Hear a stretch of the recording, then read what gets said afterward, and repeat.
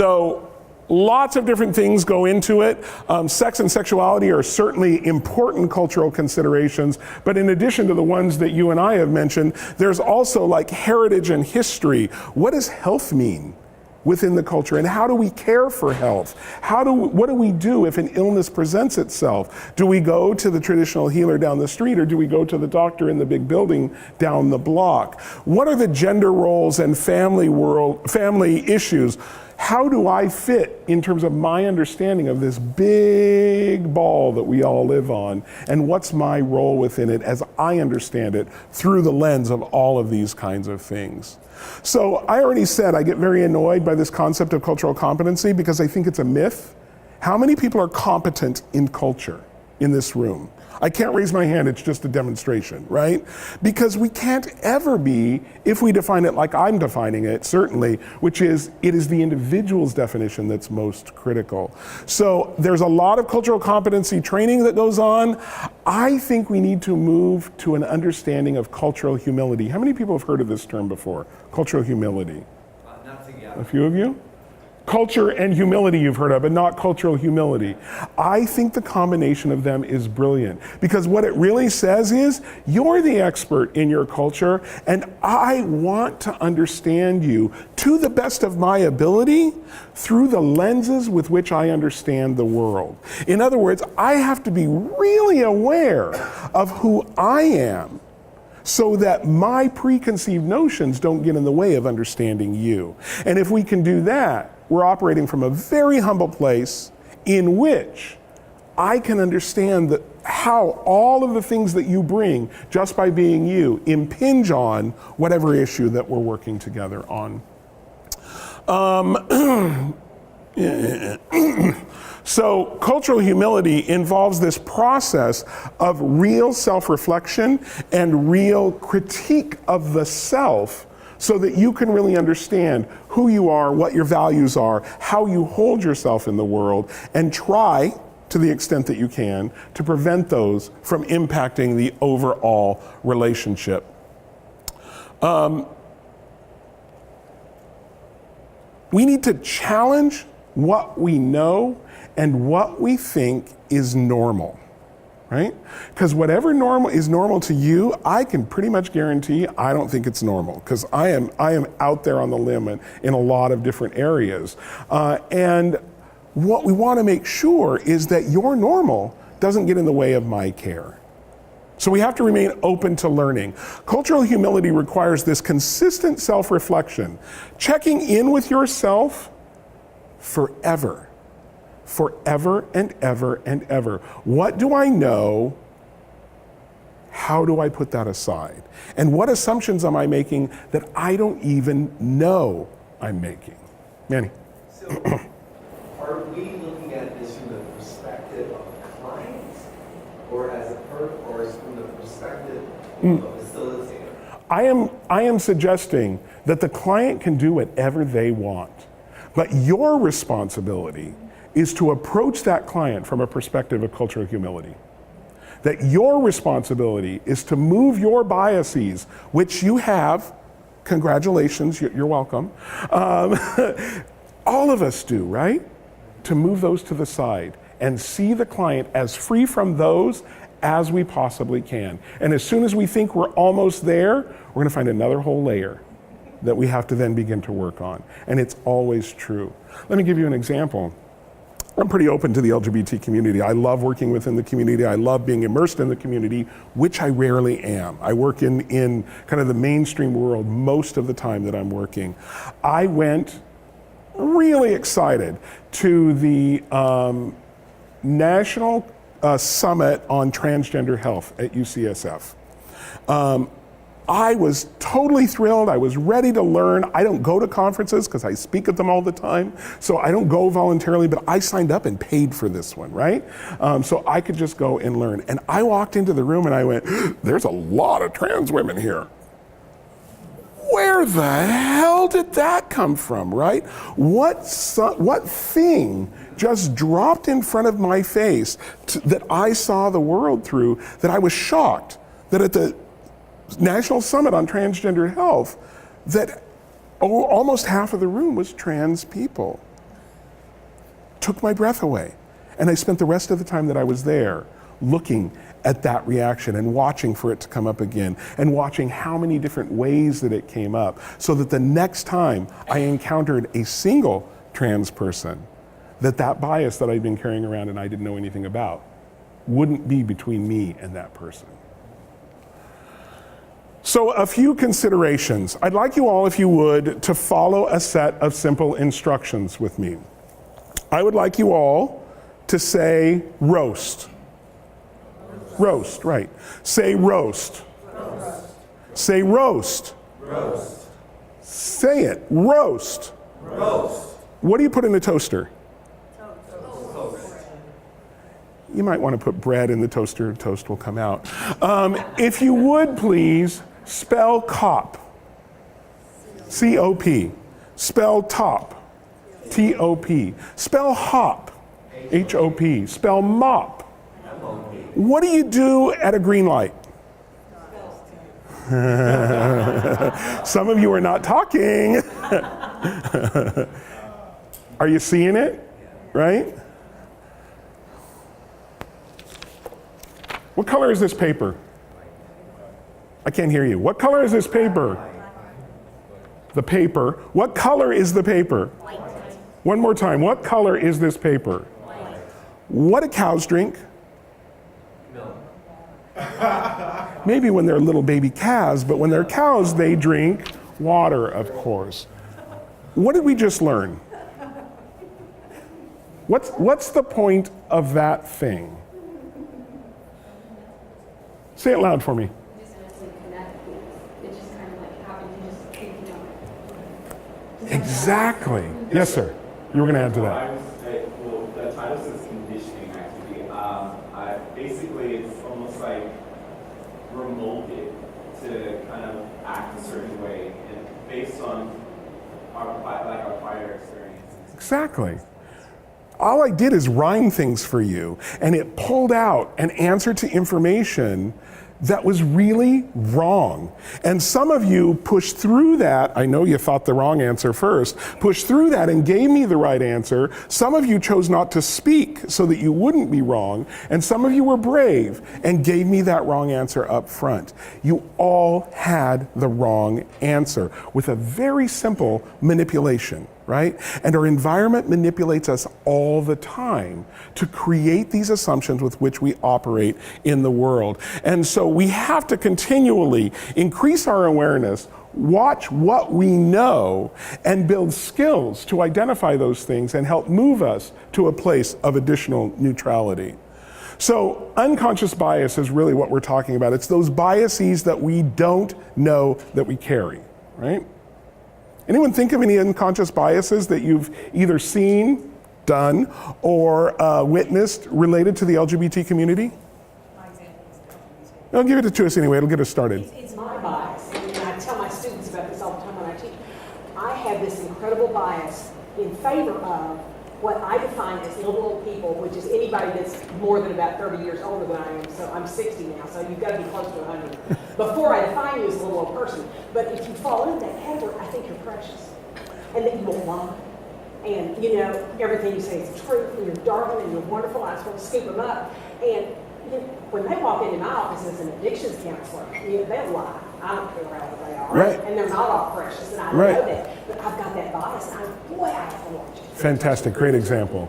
You had one? You said related to the Yeah. Okay, my bias is that I know, I don't have a lot of knowledge on it, I spoke to you earlier about it. Yep. But what's crazy is I believe that if a child is raised, for some reason I think it's in a same-sex household, they're going to turn out to be attracted to same sex. Yeah. And that's my bias, and I'm like, that can't happen because there's children raised in a straight household. By the way, my parents, totally straight. See, and Right. And I just think that. much of the world holds that bias, but you see how important it is. Oh, you must have been raised by gay people, right? What kind of pressure and lack of understanding would that put on a client if we actually carried that into a session with us? Great example. Thanks for taking the risk for me. Yes, sir. I have an unconscious bias too. I actually identify with LGBT, but my unconscious bias is basically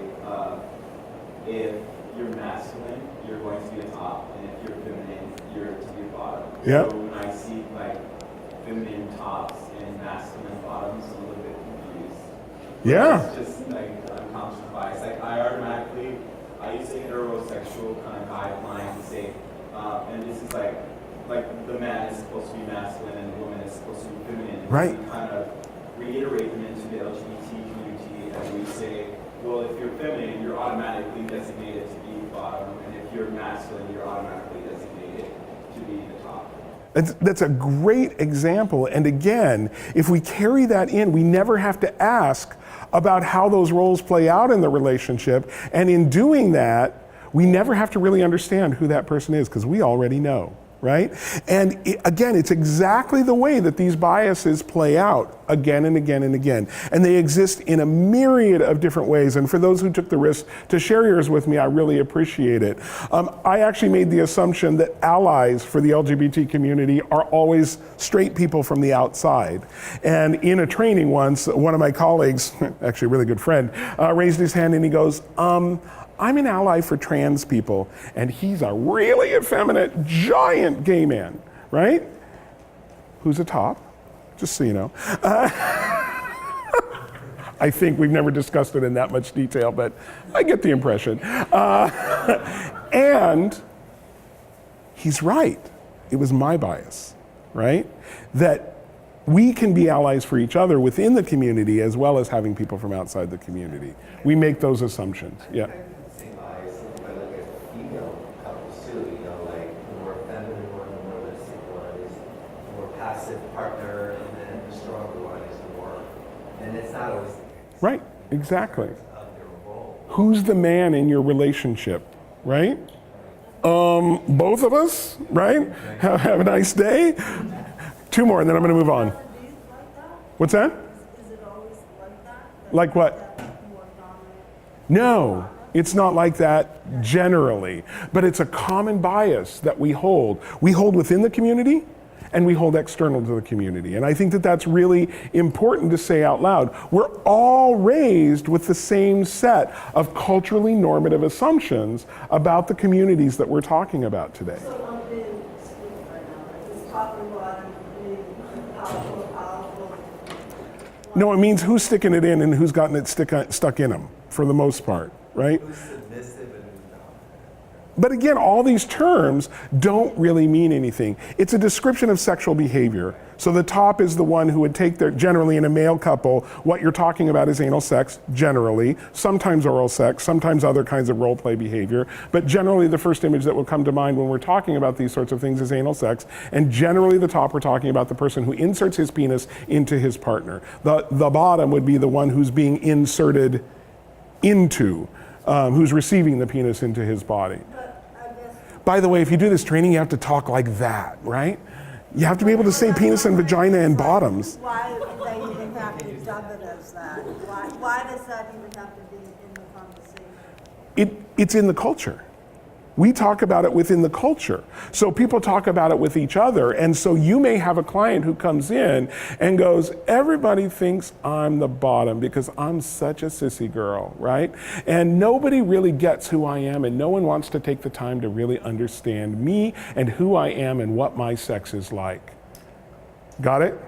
Right? So suddenly we have to violate our own norms because you were sitting there thinking the same thing probably if you know this community at all, right? And all of a sudden we've got to reshape our understanding of who this person is and how they function within the context of their relationship. I really am going to move on, so I'm going to take two more and then I'm going to go. I think it's also really important to understand that too, especially with the drugs that are specific to the LGBT community, in particular meth, because there's so much sexual activity, and if someone is more submissive, there are all these other complications or Right. other risks attached to that. So that's definitely something that we And have to be comfortable drugs like meth and cocaine cause a little phenomenon called crystal dick, which is the lack of ability to get an erection. So lifelong tops, people who've never bottomed in the face of methamphetamine, will suddenly introduce a new repertoire into their behavior because they don't want to not be sexual, but they can't get an erection, and so they start doing other things as well. And so there's lots of reasons why this might be introduced into the conversation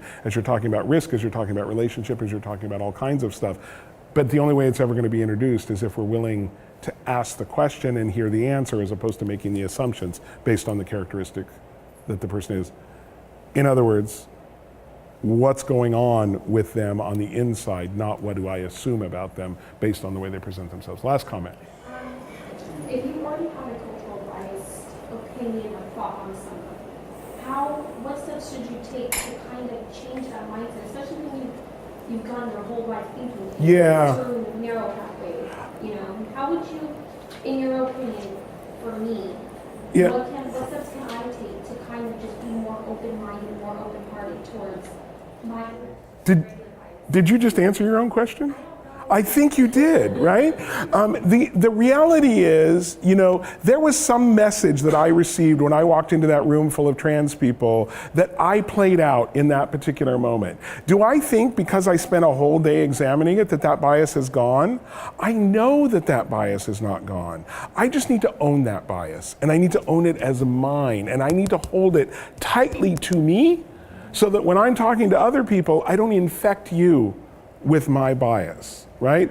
I don't want to cough on you and spread my germs, right? And so what we have to do is become so aware that you can go, I think every gay person every person raised by a same-sex couple is a gay person, and hold that, own it, and then test it by being open and doing all of the things that you just said, which is, that's my assumption. Let me put it back here somewhere so it's not between the space of you and I, and then let me evaluate it after this conversation and see if I get support for it or it just moves a step back further. And eventually they begin to walk away if we keep testing them, and then we don't notice them anymore until they come up in a really surprising way, which means it never went away, it just got further away until it snapped back like a rubber band, right? Yeah, absolutely. All right, here's some of my examples. I don't have a problem with gay people as long as they don't wear it on their sleeve, right? Says the guy who talks about what he did with his wife every day at the water cooler, but God forbid you should say my husband or my boyfriend, or I went out with a friend, oh, that guy, right? Don't wear it on your sleeve. Lots of ways that assumption can impact it. She's really pretty. I couldn't tell she was transgender. It's gender normative. It's got traditional notions of beauty built into it. How do you know if you're gay? How do you know you're gay if you've never been with a woman, in my case, a man in the case of a lesbian? How do you know that you're gay? I told you. I know. You don't. So be open to someone's individuality. Just because you've worked with one, whatever characteristic it is, doesn't mean the next, whatever characteristic it is, will be like that last one. We have to be open to be surprised. And if we can do that, I think that's the real answer to your question. Be open to being surprised. Don't let your assumptions get in the way. So we don't want to label our clients, we want to let them label themselves. We want to get as much training as we can, and we need to make sure that we are the assumption police. Every single provider within the context of your agency. You hear someone hurting someone, creating an unsafe space in that treatment environment with their assumptions, it needs to be brought to their attention. And if they don't want to deal with it, it needs to be brought to the supervisor's attention. And if they don't want to deal with it, it needs to be brought to the manager's attention. And if they don't want to deal with it, question whether you want to work there, right? And whether it's time to move somebody somewhere else, because it's not just happening with this population. If it's not being dealt with this population, it's happening with other populations as well. One final term and one piece of politics. It's the only piece of politics that I allowed into this curriculum, but I think it's really important. We talk a lot in the curriculum about MSMs, men who have sex with men. It is not an identity term, it is a behavioral definition. And it came out of research specifically on HIV and HIV-related transmission. If you don't know, when HIV was first identified, it was identified as something that was only affecting gay men in this country. Later it became the gay cancer, later gay-related immune deficiency syndrome. Before, it was recognized to not just be about being gay, it just happened to be being spread very actively in that community. One of the reasons that people are reticent to step into work in this community is for fear of being identified as a member of that community. It started in the 80s. Some federal and state funding didn't become available because they didn't want to promote a homosexual lifestyle. All of this happened under Reagan's watch in the early 80s, which is why his picture is up there. But in a press briefing at the White House in 1982, a journalist asked a spokesperson for President Reagan, does the president have any reaction to the announcement that AIDS is now an epidemic and has over 600 cases? The spokesperson for the president responded, what's AIDS? Right? It wasn't worth noticing until it started affecting people outside of the gay community. Funding was restricted, it wasn't available, and research that could have saved we don't know how many lives wasn't started until about 8 to 10 years later because of this particular attitude. These assumptions are powerful and really, really impactful. People died because of these assumptions. And people continue to die because of these assumptions. They kill themselves, they don't get the help that they need, and they die from drug overdoses because they don't feel safe coming into our places. And we know across the board that LGBT people die at much higher rates from all of the conditions that we're talking about because they don't get the help that they need. They don't get the screenings that they need. Cancer, much higher in LGBT people than in the heterosexual population. Not because cancer cares. It affects everyone pretty equally. It's just that LGBT people are less likely to go into their doctor and get the screening that they need because they don't feel safe in those environments. Just having this conversation about cultural humility will save the lives of people that you interact with, I guarantee it. Ooh, got a little emotional there. We're going to talk a little bit about provider considerations. I feel passionate about this community, can you tell? We're going to talk a little bit about provider considerations. This goes on for quite some time in the context of the whole training, and so I only have time for about 10 minutes on this particular content. Then I want to wrap up with just a few final comments. But I want to show you the kinds of information that's in the curriculum. The way the curriculum is set up in the full version, which takes about a day and a half to administer, we do the introduction module, which you saw pieces of, then the culture module, which you saw pieces of, and then we break it down by population. Trans, what are the issues that they bring? What are the health-related issues that they bring? What are provider considerations for that population? Gay men, lesbians, etc. So we're not doing that here, obviously. And in the day-long version, we've had to condense that just because it's too much information to do in that way. But when you're thinking about all of the issues that can impact the community, we have to think about what's going on inside the person, between the people, in the institution, in the community, and at the larger scope in policy, like local, federal, state, and national policy that impacts the lives of LGBT people. Marriage, for instance, right? A lot of people think discrimination is a thing of the past because people can now get married, right? Well, it's true about marriage-ish, unless you're in certain states where they continue to have a problem with it. But it's not true across the board, and we'll talk about that in just a minute. So, intrapersonal, inside me stigma is really based on this notion that we all are born in this society. We all just talked about some of the biases that we carry. It's because I was raised in a heteronormative environment with heterosexist parents who believed that I was a boy who was going to grow up and marry a woman and have 2.5 kids and get a job and all of those sorts of things. I didn't meet any of their expectations, by the way. I'm not doing what they thought I was going to do. I don't have the right kind of partner, and I have no kids. All of those assumptions, though, were burdens to me as I grew up. And I looked at myself and I thought, I am nothing but a disappointment to my parents. Right? That's intrapersonal, the kind of interpersonal pressure, the intrapersonal homophobia that we have to deal with. So it can take the form of suicide, self-harm, increased substance use, all of the things that we see in this population. Interpersonally, now finally you get the courage and you say, Mom, Dad, I'm gay, or I'm trans, and the family goes, get out. which happens a lot. Much higher percentage of the homeless youth population is LGBT than in the general population. About 5% of the general population of youth, about 40% of the population of homeless kids. Yeah.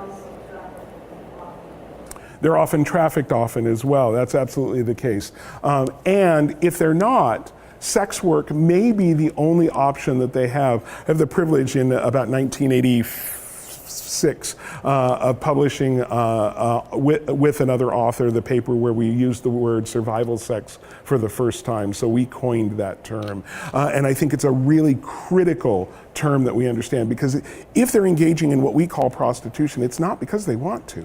It's because they have no other choice. And in order to survive, in order to get their next dose of drugs, in order to get their next meal or just a place to stay, their body may be the only tool that they have in order to be able to get that. That's the kind of interpersonal kind of issues that we're talking about. But it can be much more subtle as well, just subtle harassment from coworkers, rejection from romantic interests, but also from kind of people in general. It was a really long time before I put a picture of my husband, who I've been with for 33 years, we met in college, don't ever do it, on my desk at work, because I was afraid about what that meant about me and how people would react to that. Institutional stigma. We still don't have access to good health care for everybody.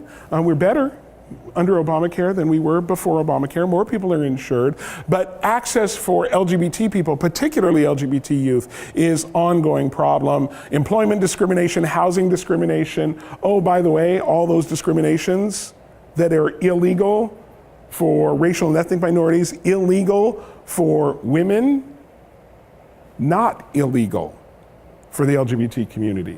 So someone could go out in 23 states across the country, someone could go out tomorrow and get married, go to work the next day and get fired. We're firing you because you're gay. You could say that out loud, and there's nothing that person could do about it. Go home that night, be evicted from their house. We're evicting you because you're a lesbian. Nothing you can do about that, right? So 23 states, that's still true for. 3 additional states have protections for sexual orientation, but not for gender identity. So again, in 3 additional states, you could be fired or lose your home simply by virtue of the fact that you're a trans person. Community stigma. We hear about violence frequently in the community. There was a news story last night on the news about someone who was beaten up and nearly killed coming out of a bar somewhere here in the desert. Those stories don't even surprise me anymore. How sad is that, right? I see them all over the country as I'm doing talks all over the country, and it's so commonplace. It's kind of like the shooting at UCLA that happened last week, right? Students were like, "What do you mean you're locking down the campus? It's finals week. We have to move to another building?" That's not the reaction that we want people to have, right? We want people to be horrified when someone gets assaulted. We want people to be horrified when people are killed in the next building over. And again, the norm of sex work is kind of common, both within the community and the LGBT community and outside. Policy. The gay panicked events, fortunately there aren't many places you can use it anymore. He came on to me, I didn't know what to do, so I killed him, right? We were getting all hot and heavy. I thought she was really, really beautiful, and then we got undressed and she had a penis, right? The crying game issue. It happens, and it often leads to violence. It often leads to great problems. You can't change your name everywhere, at least easily. Some places you can go into the DMV and file an affidavit and get your name changed to whatever your new name is. Other places, people are going into their physicians with insurance card that have their old name on it, not the name that conforms to their identity. They're driving with licenses that have pictures of them looking like they're a different gender than they now identify as and express in their daily lives. So it leads to, again, all kinds of problems simply in identifying the person, let alone what other kinds of stigma play out. There's the map of the discrimination states. So it's important to highlight, not all of these are negative. There are protective factors as well. The policy decision that the Supreme Court made about marriage is fantastic, right? The community norms that have happened are really changing. And all of what we're talking about is going to be really different when the kids who are 13 to 20 right now start getting older and taking over from all of us old farts, right? Because they don't care about these labels for the most part. They don't get them, and they don't understand what the problem is for the most part.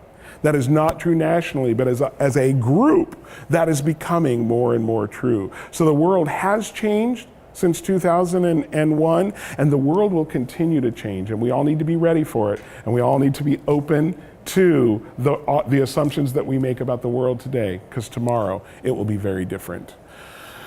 See, there's a whole lot I wanted to talk with you about. The final thing is I want to talk just a moment about intersectionality, and I lost my slide somewhere in there, but I'm just going to put my clicker down for a second.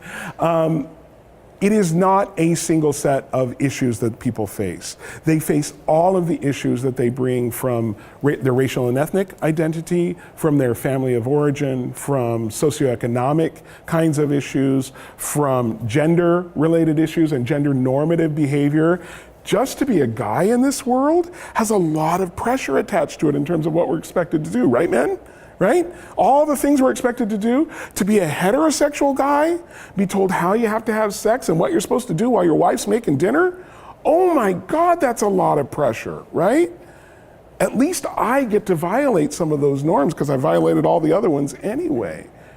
The same is true of being a woman. The same is true of being black. The same is true of being Latino. The same is true whichever group is not part of that mainstream cultural dominance. There is such a thing as privilege, right? It doesn't mean that my life has been all roses, right? But the difficulty that we've had is not because I'm black, right? It's not because I'm Latino. It's not because I'm a woman. The difficulty I have is because I'm gay, and I do have that pressure on me outside of the privilege that I hold as an at least outwardly appearing, it's not quite true, an at least outwardly appearing white man. I hold among the highest privilege possible. So again, people don't understand privilege because they think it means you're privileged. It just means that you're not being held accountable for the assumptions that other people made based on some characteristic that's associated with you, and therefore the pressure on you is more than the pressure on other people who have different kinds of characteristics. We have to recognize that those accumulate on themselves. It's not this one and then this one and then this one, it's all of them at the same time. And members of the LGBT community have all of the ones that all of the other people have, but they have this additional one on top of it as well. So this concept of minority stress becomes really important. Stress because you're a minority, which really is what leads to a lot of the negative health outcomes and a lot of the negative behavioral outcomes that we see. It is not that being gay or being trans causes people to use drugs, causes people to commit suicide, causes all of the health-related concerns. It is that all of these pressures heap on themselves and make the risk factors higher and make accessing services harder. Be the open door, not the closed door that people expect. And again, we're saving lives. One final thought on that. One of the pressures is violence in our communities. I thought this is from the National Intimate Partner and Sexual Violence Survey of 2010, and it was specifically about intimate partner violence. Look at those numbers. Across the board, by the way, it's not just true of intimate partner violence, but bisexuals are the most likely to have been the victims of having violence perpetrated against them. And you see how the other ones lay out. There's something hooey about those numbers because in every other study that I've seen, gay men are higher, but bisexuals generally rise to the top along the way. I want to go back and look at that study again and see what's up with those numbers. But the bisexual numbers, I really believe. The bisexuals get the worst of all the worlds because they're not accepted by the heterosexuals because they're just waiting to come out as gay. And they're not accepted by the gay community because they're just waiting to come out as gay. And so a lot of people think they want to have their cake and eat it too. They want the best of all worlds, etc. But what they really get is the worst of all worlds. across the board, the indicators are the most severe for bisexual. So we need to not let that unconscious bias that there are gay people, gay men, lesbians, and trans people, and forget to ask about bi people, to forget to make room for bi people, and to acknowledge that bisexuality really does exist. Is there more violence against bisexual people than there is against trans people? This compares LGB, not the T. Violence is quite high against trans people, and I actually don't know of any data that does a direct comparison of trans to bi. But that specific slide was intimate partner violence. That's exactly right. So trans people are less likely, thank you, I forgot about that slide up there. Trans people are less likely than bisexual people to be victimized by their intimate partner. Yeah. Oh, and I was just basically saying like it was self-reported anyway, right? And Sure. So it's like newer research. Yep. And any self-report data means it's wrong, right? It would be a lot more of that, just people are not. We know that most likely it's a dramatic undercount anytime we're asking people to admit to undesirable behavior or negative outcome kinds of behavior. So this is the best look we have, and it's bad, right? It's probably worse than that, and it's probably not telling the whole story. Thank you for pointing that out. One final thought. Look at the rest of my slides, they're really interesting. This is why we're all here, and this is why I'm passionate about doing this talk. So I just want to show you a little video created by the LGBT Cancer Network. The director of that, thanks, Liz Margulies, I lost her name for a minute, gave us permission to use this video. It's just about 2.5 minutes, and we have 7 minutes left in our time together, so I want to spend a piece of that with this.